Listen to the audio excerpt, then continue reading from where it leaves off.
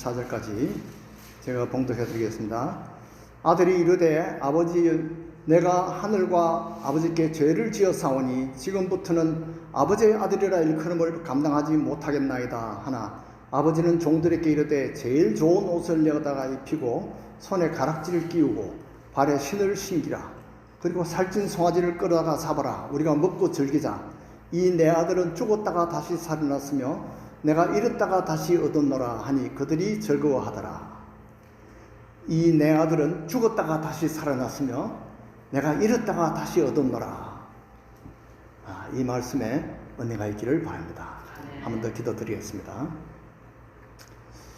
하나님 아버지, 은혜를 감사합니다. 저희들은 다 이 나그네 인생길을 살고 있습니다. 출발점이 다 다르고 저희들이 과정이 다 다를지라도 우리 성도들은 종착점이 다 하나님께 천국으로 가는 줄 믿습니다. 오늘도 이 말씀 가운데 저희들이 은혜를 받게 하시고 깨달음을 주시고 전하는 자와 듣는 자가 함께 은혜 받는 귀한 시간 되게 하여 주시옵소서. 아멘. 예수 그리스도 이름으로 기도드리옵나이다. 아멘.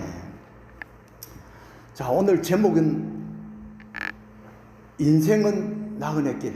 여러분들 들어본 적 있습니까? 옛날에 가수가 그런 노래를 불렀죠. 인생은 나그네 길. 저는 유행가를 다 좋아하지 않는데 이 노래만은 상당히 의미가 있다고 생각합니다. 그런데 보니까 이 유행가에서부터 시작해서 이 종착점은 성경으로 오는데 이 성경에도 바로 인생이 나그네 길이라는 그런 구절이 여러 군데 나옵니다. 그 중에 대표적인 것이 오늘 말씀 읽은 대로 여기에 아들이 나오는데 이 아들이 먼 여행을 나왔어요. 자, 이 여행 가운데 집에서 출발했어요. 아버지께로 돌아왔습니다. 자, 우리가 출발을 어디서 했습니까? 우리가 많은 사람들이 자기 부모님부터 출발했는 걸로 생각하지만은 우리의 인생은 사실은 생명이 하나님께로부터 왔어요. 우리가 생명을 얻은 것은 하나님께서 생명을 주신 것이죠. 이 생명 마지막 정착은 어딜까요? 우리가 하나님께로 돌아갑니다. 그러나 많은 사람들이 여행께서 돌아오지 못하는 사람이 있어요. 하나님께로 돌아오지 못하는 그런 여행객들도 많다는 거죠.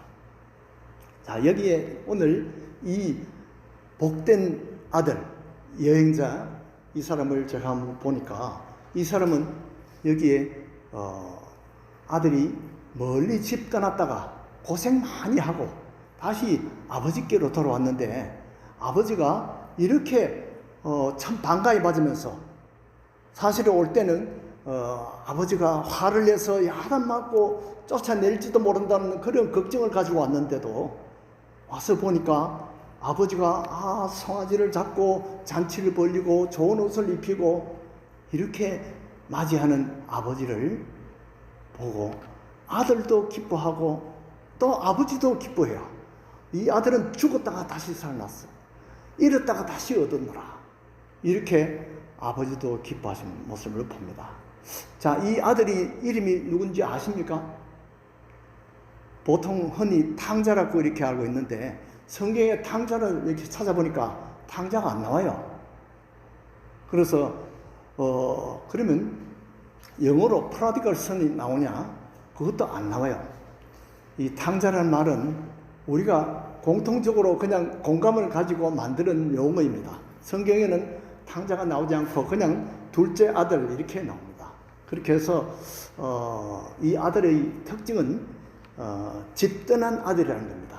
그리고 탕자는 어떤 의미를 갖고 있습니까? 타락한 아들이에요. 재산을 허비한 아들입니다. 또 잃었다가 돌아온 아들입니다. 이런 탕자 이야기를 예수님께서 왜 우리에게 하셨을까? 예수님이 이 탕자 얘기를 우리에게 한 것은 우리도 탕자와 비슷한 점이 있다는 것을 깨우치십니다. 그리고 우리에게 돌아오라는 그런 말씀입니다. 아버지께로 돌아오라는 거예요. 예수님께서 하신 말씀 중에 수고하고 무거운 짐 지지 마라. 다 내게로 오라. 예수님께서 강조하셨어요. 여기도 보니까 너희들이 탕자같이 지금 그렇게 다니고 있는데 다 모두 돌아오라. 특히 이 말씀을 들었던 사람들이 유대인들인데 그 유대인들을 보고 돌아오라는 겁니다. 유대인들이 지금 탕자같이 헤매고 있는 중이라는 거죠. 그래서 예수님께서 이 말씀을 듣고 깨닫는 사람은 우리같이 이렇게 돌아옵니다. 그러나 아직도 돌아오지 못한 유대인들이 많이 있어요. 자, 그런데 성경에는 보니까 또 이 탕자 외에도 여러 가지 길떠난 탕자 이야기가 많이 나옵니다. 길떠난 나그네들이 여러 사람 나오는데 그 중에는 보니까 꼭 떠나고 싶지 않은데도 떠나야 했던 그런 사람들이 있고 또 떠나서 성공한 사람들이 많이 있어요. 성경에는 또 떠났기 때문에 복받은 사람, 나그네 인생을 살았기에 복을 받았던 그런 사람들도 있습니다. 자, 이 대표적인 인물로 저는 요셉을 꼽고 싶습니다. 요셉이 부모를 떠나서 멀리 갔어요. 자기 의지로 가는 게 아닙니다. 형들이 팔아넘겼어요. 형들이 질투해서 팔아넘겼는데 집을 떠나서 노예로 팔려서 아버지 품을 떠났는데 사실은 이 떠난 요셉이 오히려 아버지의 그 신앙 유산을 그대로 물려받았어요.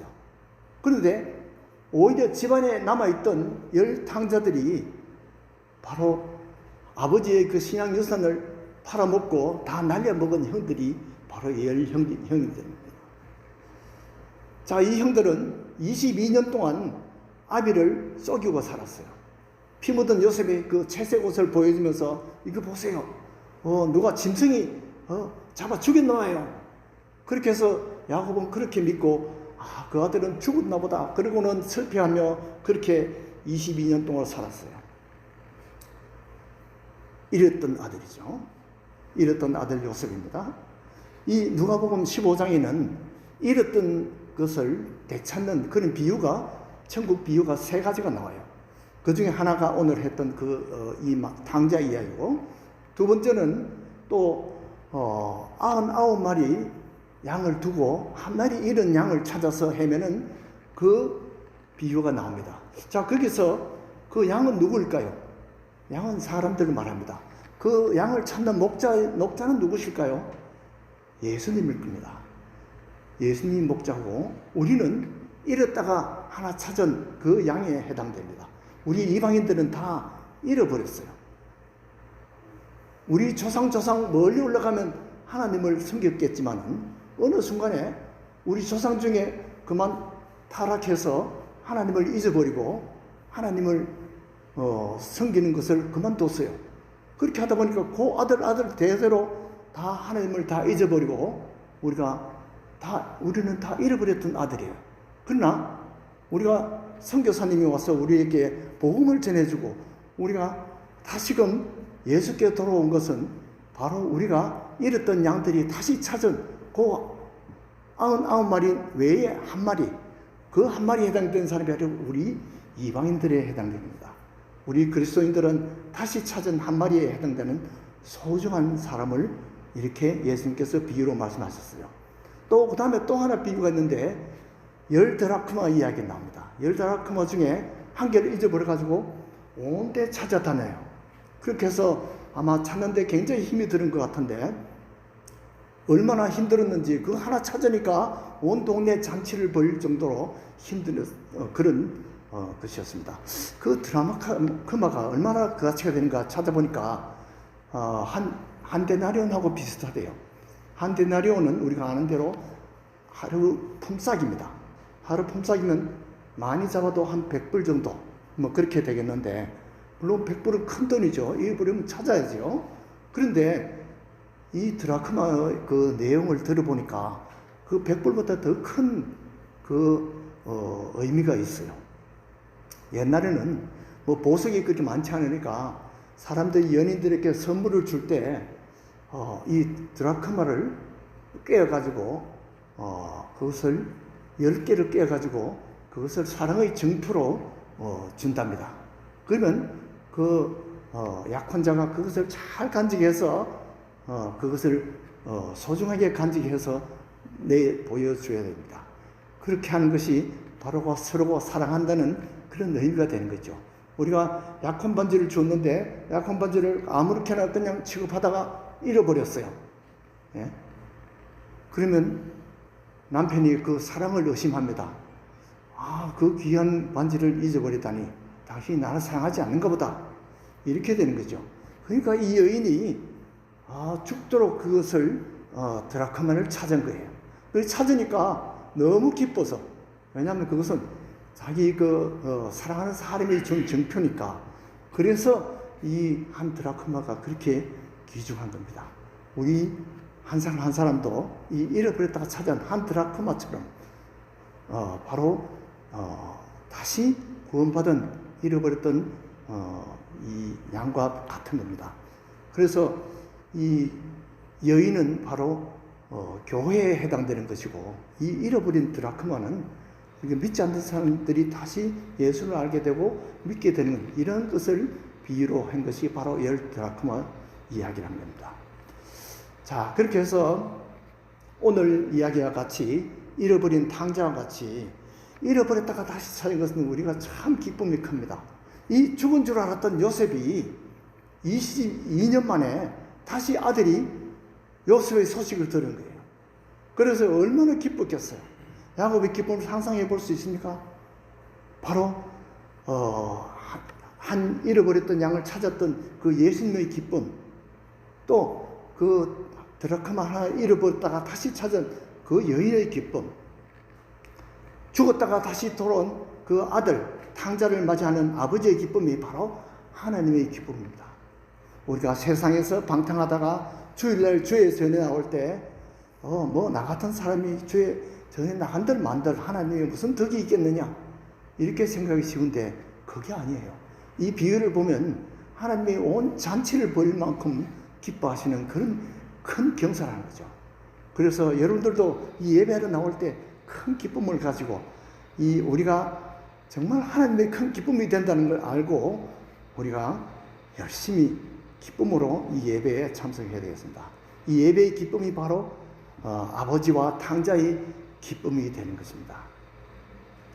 자, 또 하나 길단한 삶 이야기를 제가 보니까 야곱입니다. 야곱의 이야기인데, 야곱은 나그네 생활을 한 20년 이상 했어요. 자기는 형 에서의 복을 가로채려고, 자기 아버지 이삭이 부자인데 그 부자의 그 유산을 맏아들의 대부분 차지하고 자기는 조금만 차지하니까 그 탐이 나가지고 그거 뺏으려고 거짓말을 해서 속여서 그렇게 하다가 형의 노염을 받아가지고 이제 거기 있다가는 죽게 돼 있어요. 그래서 막 바다나람으로 도망갔습니다. 자, 여기 비유에 나오는 탕자는 처음에 많은 재산을 가지고 가서 탕진해 버렸어요. 그런데 야곱은 어떻습니까? 처음부터 머슴살이 하는 아주 서러운 나그네 신세가 되었습니다. 그렇게 해서 어려움을 많이 겪었는데 그나마 라헬을 사랑해서 14년 동안 잘 견뎠어요. 그리고 그 후에는 이제 악착같이 수단 방법을 가르치고 돈을 벌었어요. 그래서 거부가 되어서 12자녀를 데리고 금이 환양을 했습니다. 그런데 생각해 보니까 거기 그만큼 자리 잡았으면 이제 거기서 살아도 좋을 텐데 왜 돌아왔을까? 여러분들 궁금하지 않으십니까? 이것이 보니까 하나님의 뜻이더라고요. 창세기 33장 11절 13절에 보니까 꿈에 하나님의 사자가 나타나가지고 말씀하시기를, 나는 베델의 하나님이라. 내가 거기서 기둥에 기름을 붓고 거기서 내게 서원을 하였으니 지금 일어나 이곳을 떠나서 내 출생지로 돌아가라 하신다니라. 이것이 하나님의 뜻이었어요. 자, 그러면 왜 하나님은 이 야곱이 이제 편안하게 살만한데 왜 돌아가라고 했을까요?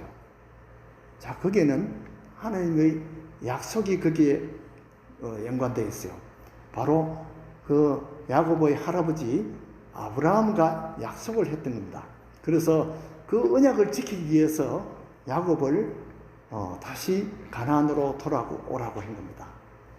자, 집에서 아버지의 유산을 다 차지했을 것 같은 에서는 어떻게 되었을까요? 물론 재산은 거의 대부분 다 물려받았습니다. 그런데 보니까 결혼도 자기 멋대로 하고 완전히 아버지하고 사이가 더 멀어지고 부모하고 사이가 더 멀어지고 완전히 하나님을 떠난 삶을 살았어요. 그 후손들이 보니까 다 모두 우상을 숭배하는 그런 후손이 되었습니다. 자, 여기서 유산이라는 것이 무엇인가? 아버지가 물려주는 유산이 물론 이 비유에서는 돈으로 비유했지만은 실제 아버지의 그 유산은 가장 귀중한 것은 하나님을 경외하는 그 신앙 유산이었습니다. 아브라함이 이삭에게 물려준 것도 신앙 유산이고 이삭이 아브라함에게 물려주고 싶은 것도 바로 신앙 유산입니다. 그런데 그 신앙 유산을 야곱은 길떠난 탕자였지만은 다시 그 신앙 유산이 더 든든하게 돼서 돌아왔고 에서는 집안에 있어서 유산은 많이 물려받았지만은 신앙 유산은 다 털어먹었어요. 그래서 결국은 돌아온 탕자 야곱이 가나안을 차지하게 되었고 집에 있던 탕자 에서는 자발적으로 세일로 떠나가지고 세일에 가서 에돔 족속을 이루었습니다. 이삭이 그 아버지 이삭이 축복할 때는 눈이 어두워서 에서인 줄 착각하고 축복 기도를 했는데 하나님의 섭리가 거기 있었어요. 그래서 바로 그 축복대로 야곱은 영적으로 육적으로 다 물질적인 축복도 받고 영적인 축복도 받았어요. 에서가 이삭이 축복한 대로죠. 그러나 에서는 그 이삭의 그 기도대로 그만 하나님을 떠난 그런 영원한 탕자가 되어버렸습니다. 돌아오지 않는 탕자가 되었어요.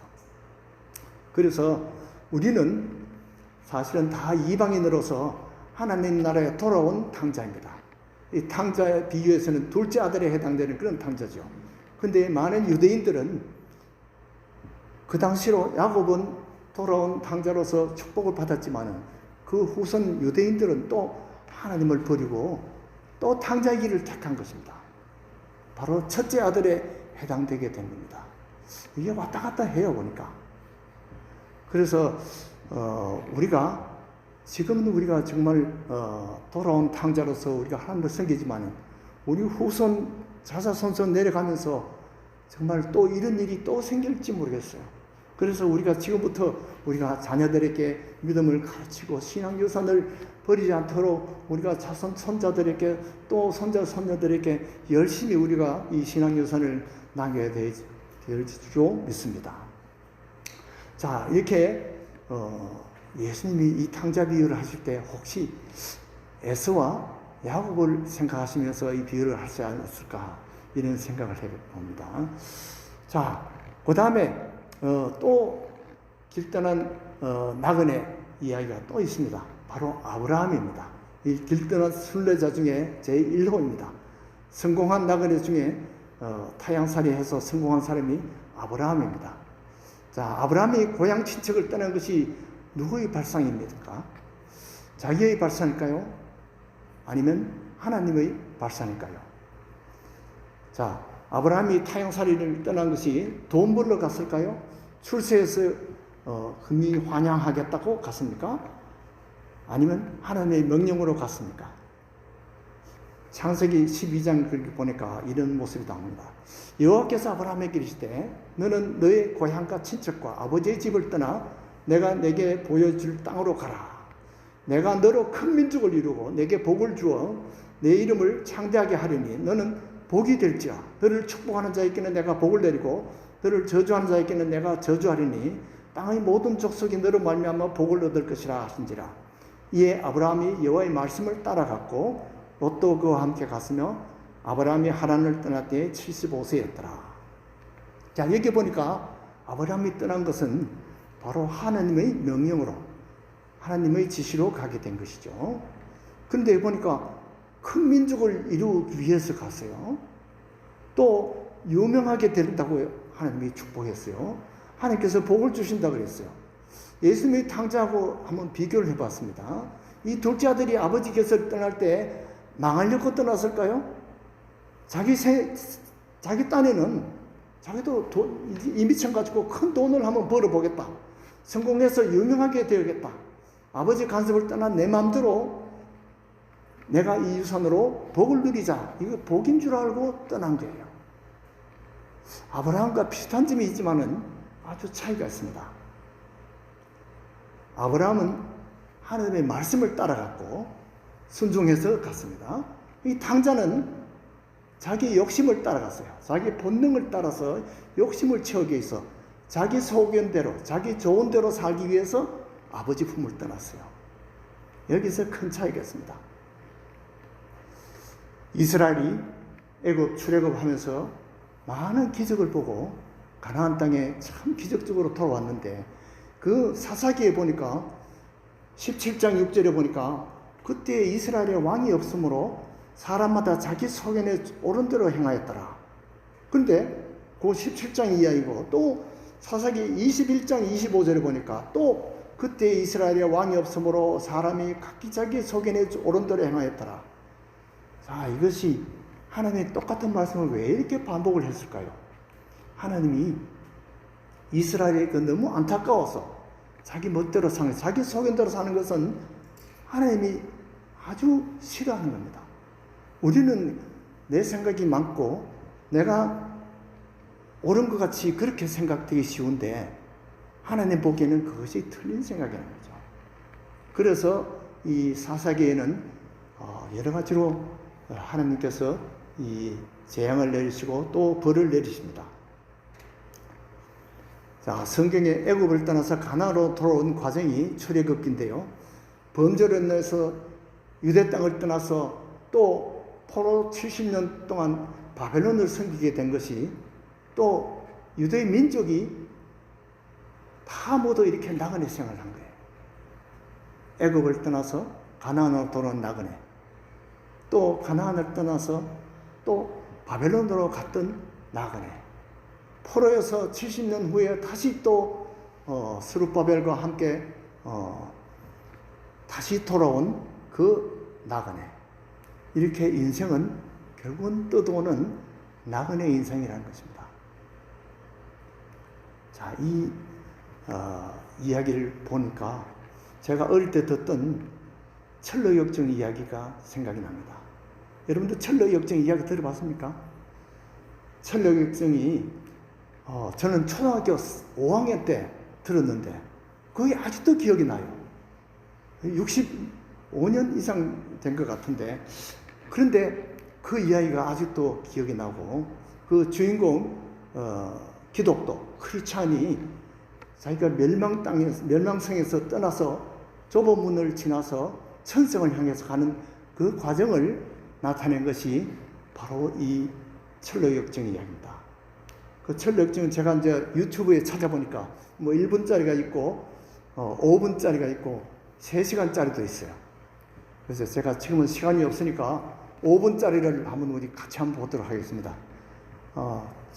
지니? Can you turn on the video?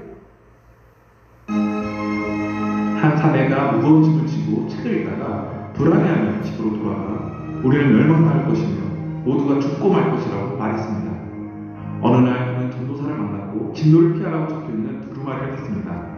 그리고는 좁은 문을 가리키며 그 문을 두드리면 당신이 어떻게 해야 좋을지를 가르쳐 줄 것이라고 말했습니다.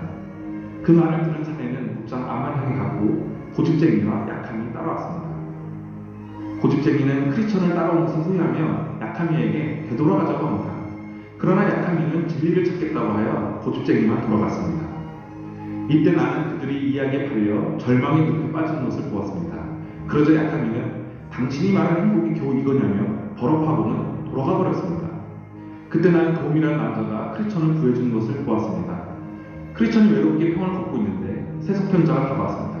크리스천은 성경 읽기 들으면서 짐이 생겨났다고 말했고 현자는 갈등과 오류에 기인한 여신이 그 위험을 벗어나기 위해 도덕이라는 마을에 합법이라는 신사를 만나라고 조언합니다. 그런데 방향을 바꾼 그 언덕이 엄청 가팔랐고 이내 후회했습니다. 그때 전도사가 왔고 다시는 몇 길로 나아가지 말도록 충고합니다. 그리고 얼마 후 크리스천은 좁은 문에 도착합니다. 크리스천이 문을 두드리자 선이라는 문지기가 문을 열어주었습니다. 문지기는 길은 단 하나뿐이며 그 길은 매우 좁고 고등이 분간할 수 있을 것이라고 합니다. 크리스천은 선이가 일러준 대로 해설자의 집으로 찾아갔습니다. 해설자가 하녀에게 청소를 시키자 너무도 많은 먼지가 일어났습니다. 그래서 해설자가 물뿌리라고 했고 먼지는 가라앉고 이내 청소가 끝났습니다. 해설자는 청소할 때 이 방이 마음이며 먼지는 죄라고 말합니다. 이 방을 쓰기 시작한 사람은 율법이고 물을 뿌리는 아가씨는 복음입니다. 그리고 크리스천은 겨우 구원이라는 언덕바지에 이르게 되었는데 그곳에는 십자가가 서 있고 조금 떨어진 곳에는 빈 무덤이 입을 딱 벌린 채 놓여 있었습니다. 거기서 짐이 풀어져 벗겨지더니 마침내 무덤으로 굴러 떨어져 다시는 보이지 않게 되었습니다. 그러나 나는 꿈속에서 크리스천이 겸손의 골짜기에서 난관에 봉착한 것을 보았습니다. 멸망의 도시 왕이자 괴물인 아볼로온을 만난 것입니다. 그러나 크리스천은 배양했고 아볼로온은 크리스천의 잘못과 죄들을 열거하며 아무런 보상을 받지 못할 것이라고 빈정댔습니다. 그러나 하나님의 보호하사 가장 치열한 전투에서 크리스천은 승리했습니다. 계속 길을 가던 크리스천은 여행을 재촉하고 있는 믿음이를 만났습니다. 그렇게 그들은 이야기를 하면서 광야를 거의 벗어날 무렵 전도사와 다시 만났습니다. 전도사는 그들이 겪어야 할 환난과 복음을 증거해야 할 것에 대해서 말했습니다. 그들은 허영이 시장에 도착했고 예수도 여기를 지나갔다고 합니다. 허영이 시장에 놓인 상품을 거들떠보지도 않자 상인들이 불쾌하게 여기며 길을 막았으며 결국 두 순례자는 신문을 받기 위해 법정으로 끌려가고 말았습니다. 결국 믿음에게는 사형이 선고되고 바로 형이 집행되었습니다. 집행이 유예되었던 크리스천은 간신히 감옥을 탈출하여 가던 길을 계속 갈 수 있었습니다. 그러나 믿음의 죽음은 크리스천에게 혼란스럽고 고통스러웠습니다.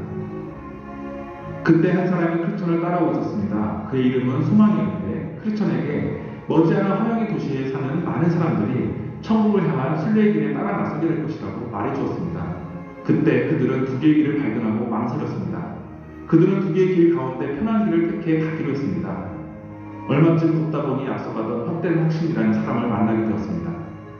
그들은 결국 길을 잘못 든 탓으로 의심의 성으로 들어갔는데 그곳의 영주인 절망 거인과 그 아내 의심에게 붙들려 지하 감옥에 처박혔다가 겨우 도망갑니다.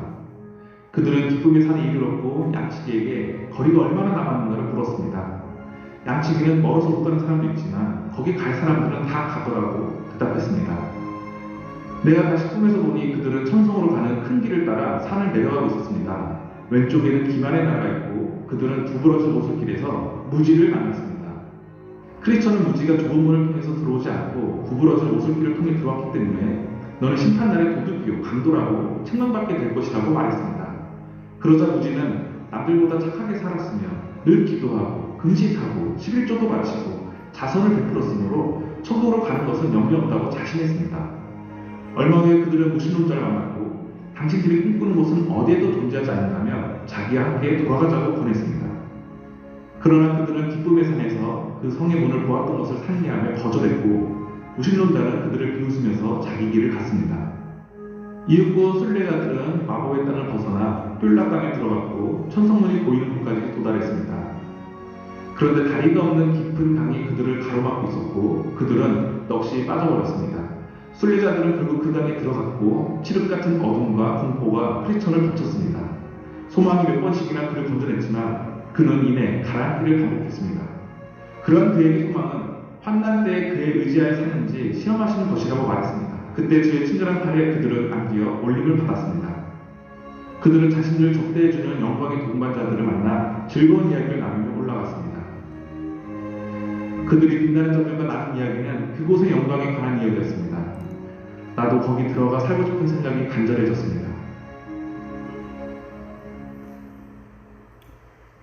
예, 감사합니다. 이렇게 해서 우리 한 사람 한 사람이 천성문을 향해 가는데 여러 가지 그 상징적인 인물들을 많이 만나게 돼요. 그래서 지나다 보면 정말 나도 저런 때가 있었지. 이렇게 참 나가는 길을 하다 보면 별할 일이 다 있는데 참 지금은 이렇게 코로나라는 또 복병을 만나게 되었습니다. 어쨌든 우리가 다 이 기독교처럼 우리가 천성문을 향해 가는 중입니다. 그래서 자기 본능 따라 욕심 따라 그 멸망의 도시에서 그대로 있는 사람들은 소망이 없어요. 그러나 말씀을 따라서 우리가 살기를 결심을 하고 아버지께로 돌아가야 되겠다, 이런 결심을 하고 돌아오는 사람들은 천국의 소망을 가지게 됩니다. 그래서 좁은 문을 지나서 요단강을 건너면 아버지가 아들을 기다리고 있습니다. 이제 여러분들도 다 이 기독도와 같이 천성을 사모하면서 도착할 때까지 우리가 인내하면서 잘 견디는 그러한 축복이 저와 여러분에게 있기를 바랍니다.